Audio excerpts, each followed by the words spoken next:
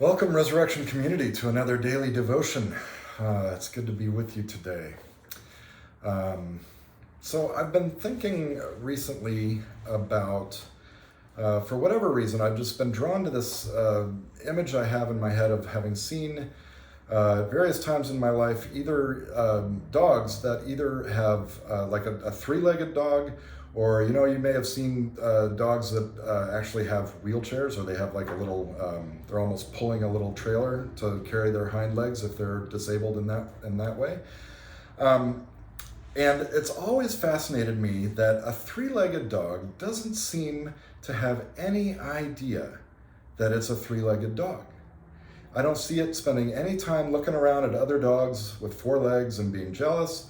I see them running like a normal dog would run. I see them playing like a normal dog would play. I don't think they're aware of that difference in any way, shape, or form. And the other image that popped into my head was this idea that when you lose a certain sense, when you're unable to see for a period of time for whatever it is, or maybe if you're blind, or if you can't hear, when you lose a sense, all your other senses seem to be heightened in awareness. And you seem to be better able to use those senses to figure out how to get by. And it started me down this path of wondering about our current time with our restrictions. COVID, this thing has gone on for seemingly forever. It doesn't seem to have any clearly defined end in sight. The challenges that we're facing are enormous. But as we do that, I wonder if God doesn't have a message for us.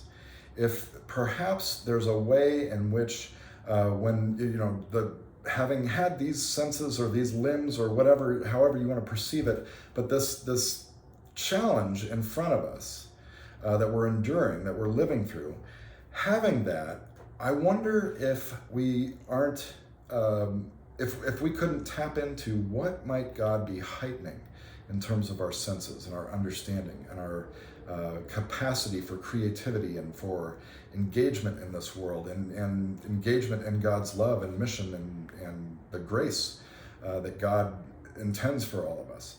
And I just, I think that's true for us as individuals. I think we have things that we can learn in this time, things that we can take advantage of.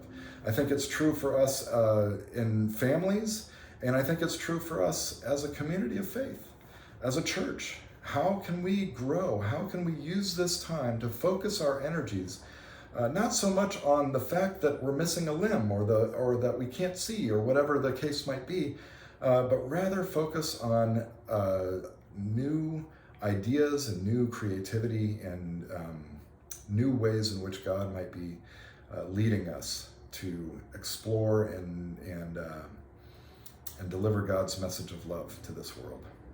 So I didn't find a Bible verse that really linked really closely to that idea, so I present this to you without that.